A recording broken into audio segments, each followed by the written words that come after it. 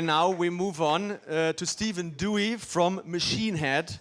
And Stephen, I tell a few things about you before you kind of start, please. So you spent many years for studio engineering, touring, programming, and featuring film work. You founded Machine Head 20 years ago already, so it's quite, you're into the business. You're one of the guys on the, remember the statistics in our research on the left side really started their company long ago, so you're one of the pioneers in that field for sure.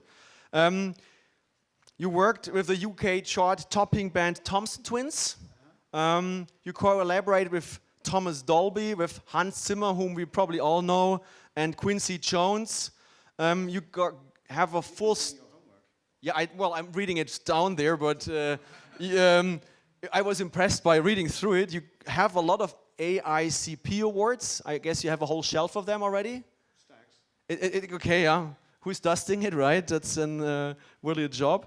And you created memorable sound moments for Adrian Lyne's movie Jacob's Ladder and also for Ridley Scott's Black Rain. And last but not least, they resulted in Oscar nominations. So congratulations on that. You did obviously a good job. You are one of the most experienced guys, and you will be talking about an interesting topic, Droid Does, the doing of Droid. Actually, Droid is a brand from Verizon in the US, and tell us more about this. We're looking forward to this. Stephen, it's all yours. Thank you.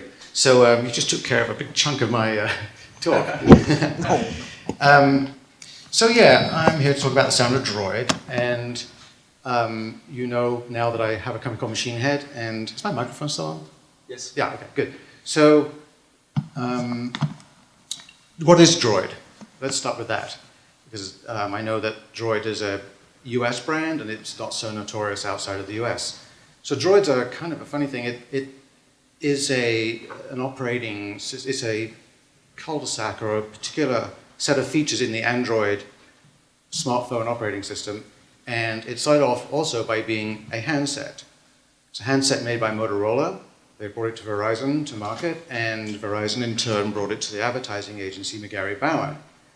And the real point there is that for the last 20 years, as I've done a couple of films, and so I principally, or Machine Head principally caters to the advertising community, and I'm a notorious sound designer in the advertising community. So my story with Droid is a little bit different from what I'm hearing so far this morning, in that it's not so much something that was thought out ahead of time, it's something we can look at retrospectively after 2 years of doing it. And that's what I say the sound of Droid is. It's a cumulative body of work that has a consistent tone that is pretty much Droidish. I mean, I don't know of any other products, especially smartphone products, that really have a consistent tone, such as one we've established principally through television advertising. So, I'll qualify myself a little bit by saying, as you know, I'm a sound designer and not really a marketing, branding person. And so I'm going to be talking perhaps more from a creative execution way rather than, you know, market share and stuff like that. That being said, Eric here is going to play a big 3 or 4 minutes of these commercials to give you a sense of this world of sound I'm talking about.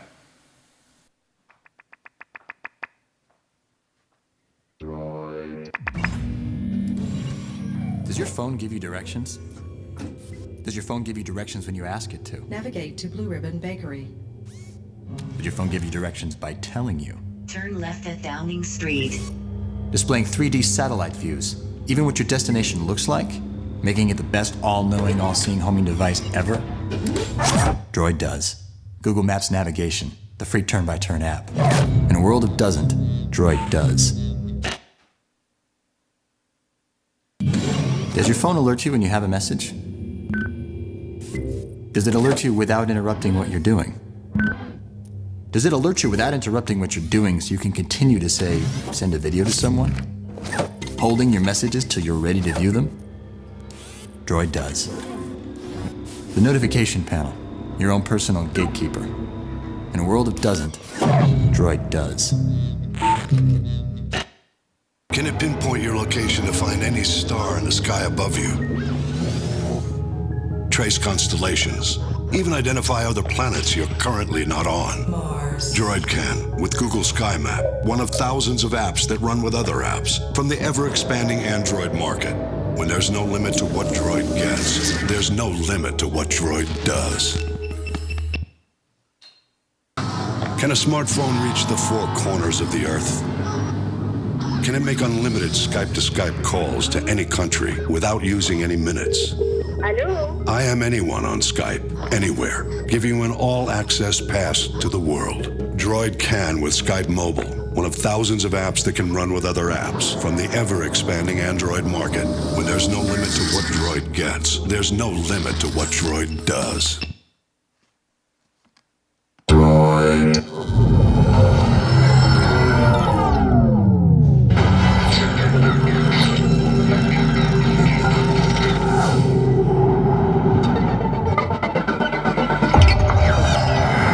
Forget what you thought you knew. Because you've never seen a droid like this. The Droid Incredible. Nothing short of its name. Droid. You've never seen a photograph. You've never hunted color and captured every stray drop of it. You've never blasted out dual LED light, then sucked in every detail in 8 megapixels. You've never seen a photograph because you've never seen this. The Droid Incredible by HTC with an 8 megapixel camera. It's nothing short of its name. Droid.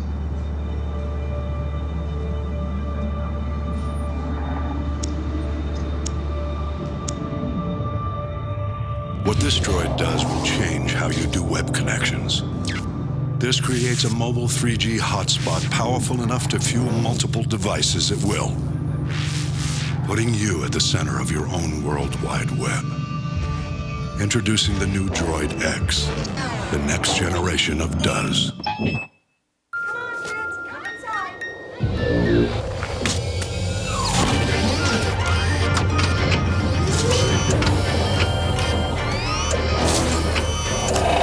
The Droid 2, a lightning-fast keyboard, a turbo-texting web-jetting Super U. The Droid X, a 4.3-inch screen, summon movies and games at your command. Now buy a Droid 2 by Motorola for $149.99 and get any phone free.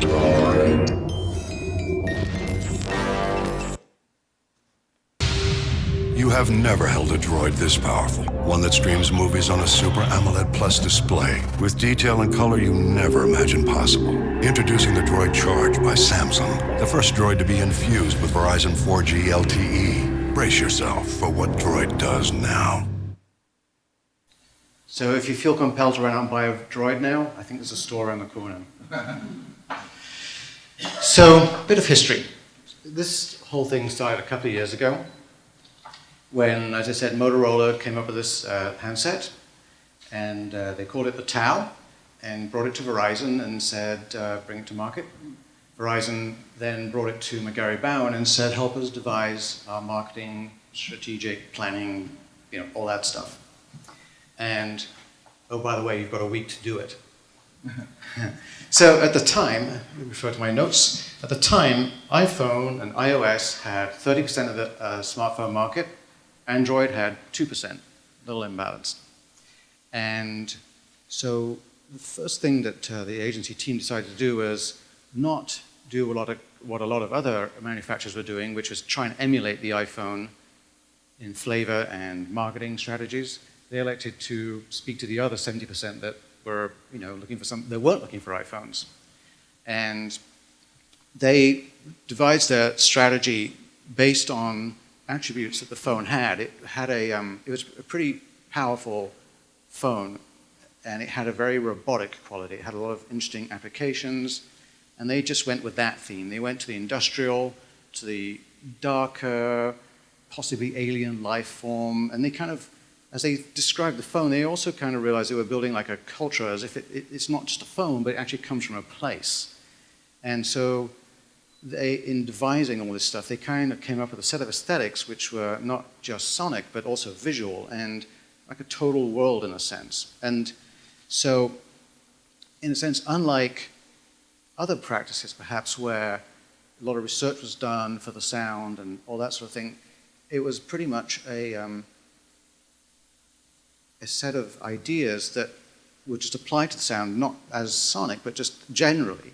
And when I started, I wasn't ever told anything about this. I was just hired because I have a particularly dark voice, and we got along great, and they just kept me, on a short leash of this dark sound thing. And it's only from me going to the agency a couple of weeks ago to find out what the hell they were thinking when they made this stuff that I found this all out, that this was all part of a plan. So, there you go. So, one of the first things they did after all that was they changed the name of the phone from Tau, which sounded a bit new agey, to Droid, which of course is very robotic, and that's how that came about. And they were realizing that this sort of sensibility was really going to appeal to the younger male demographic, probably the gaming kind of guys. And it came a bit of a shock after the phone was a big success that they realized that they were selling equally as many phones to women as they were to guys. And they realized that although the imagery and everything was kind of dark and brooding, as you just saw, it's got a power, and it was power that people were responding to. So that was, quite good. So, as I say, here we are 2 years later, after they called me, and the OS is now 50% of market share as opposed to iOS 2. Oh, it's no longer 2, it's now 50, and iOS has gone from 30 to 15. So something's working, it would seem. You know a lot about me now, what Machine Head does, and so that's how I got the call. The company's established. They knew enough about me to think that perhaps I was the right guy to do it, and so we started with the first 4 commercials, and it was a very good bond, between the taste of the creative team and what I do, and so they invited me back for the second round, which the Absphere, the spots, the ones with the little globe spinning, and I thought, okay, well, these tones have worked really well, and we're kind of in the same zone, so I'm going to take the sensibility of these tones and pull them forward and take them with us. And that's something that has persisted to this day, and that's proven to be very successful, and I think, that's perhaps something you would think of if you were from the beginning going, okay, let's make a sound brand, you would say, let's take these elements and hang on to them and reuse them. And that's how I think we are now, 2 years later, able to look back and say, we have a brand sound, because I did intuitively what one would normally do. One of the things, it's important to say that it won't sound like it, but one of the constant guidelines was that if I were to go off track, meaning if I were to get too synthesizer-y with anything, it wouldn't work. They would reject it. And so all the sounds, although they sound very abstract and otherworldly, they're all pulled from actual real life. Pretty much everything it has that's in there was probably a toaster at one point, or a street lamp, or something. There's nothing that's made from an oscillator, really. It's all very real world, and I think that gives a very rich harmonic resonance to it and keeps it sort of something we can hang on to. Another important element was Lance's voice. Lance Henriksen is a pretty notorious actor, and he plays creepy people in creepy sci-fi TV shows, and his voice, is very brooding and commanding, and it sucks you in, and it's telling you stuff, and even tones, and that was a big consideration. They wanted him from the very get-go, but they had to use somebody else in the first campaign, but eventually it all came to be. So also, it's important to stress that these tones and sounds that I made for the TV world have also permeated into ringtones and radio spots, and that there are startup screens. We turn on the phone, a little bit of graphic stuff happens, and this noise I made will come at you too. In fact, Eric, I'm going to play you 30 seconds of a radio bed with the voice taken out so you can hear all the crazy noises. And ringtones.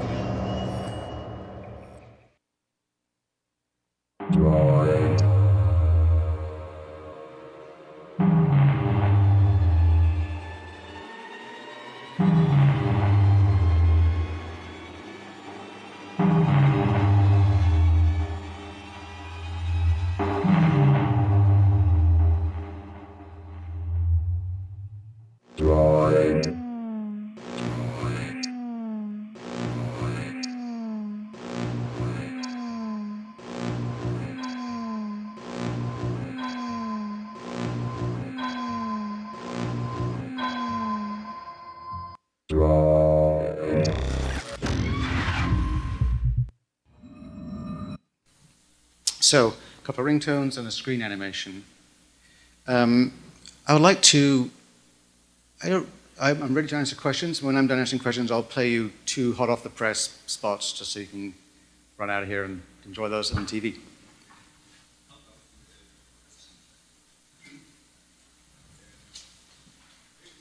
I'm coming with the microphone. Here we go. I need a microphone because I'm a little bit cold, so I cannot talk too loud. So I'm one of the guys who likes to compose his own ringtones. And what I always, so the situation I always found myself in is I'm sitting on my Mac and it sounds quite nice. It sounds brilliant. And I put the sound to my phone and it sounds awful because it doesn't have the same speakers, it doesn't have the same frequencies. So how do you incorporate this insight of technological capabilities of the sound into this one? Because what I assume is that the sounds you played, they have lots of deep bass, sub-bass elements. So is that hearable on that type of phone? No. Or anything else other than big speakers. But 20 odd years of making television commercials where you make the most incredible soundscape and it's all bassy and huge. And then you go to the mix place and it's time to make it for the TV to make sure it sounds good on the little TV. 20 years of that teaches you one really basic idea. Make your idea work on crappy speakers. And then, which is kind of a storytelling thing in a way, really. You know, it's a compositional tool. And then, once you've got that sorted out, then you can put in bass and whatever for, you know, like candy for the can play, can hear situation.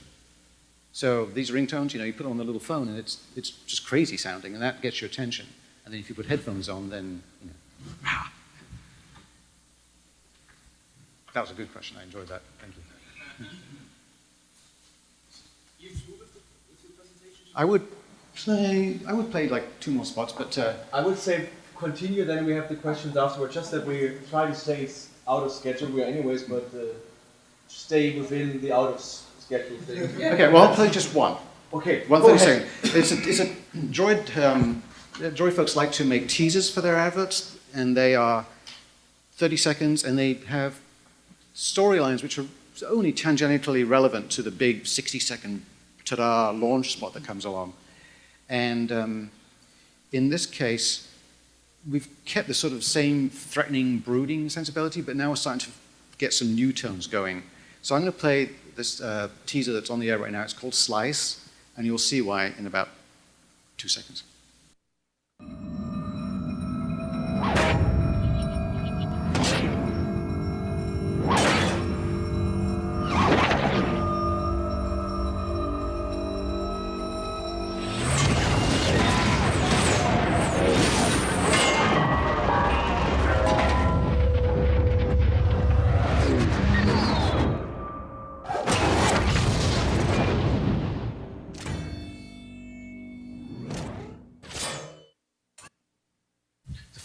The model name of the phone is the Razor, so I guess that might be the time. So you're bringing back basically once Motorola Razor, so to speak, in a sense. Then is that in heritage there, or is it? Let me put my agency hat on. Yes, I think so. Okay.